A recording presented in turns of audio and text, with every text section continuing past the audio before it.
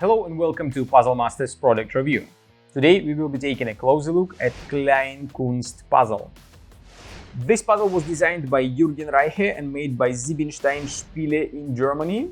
Difficulty level of the Kleinkunst puzzle is 8 out of 10 on a Puzzle Masters difficulty scale that runs from 5 to 10, and the goal of the puzzle is to fit all 4 parts inside the frame.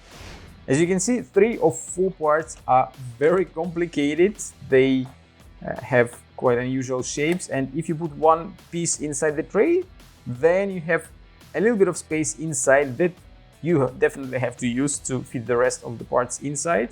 Then you add another piece, then you can add one more part inside the frame, and then there is not enough space for the last piece. You can reorganize them, but it will be very difficult to find a way how to fit 3 parts inside, and even more challenging to find how to fit all 4 of them inside the frame.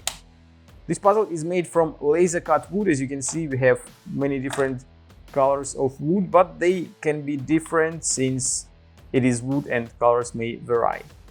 If you like the Kleinkunst puzzle and you wanna buy it, go to puzzlemaster.ca.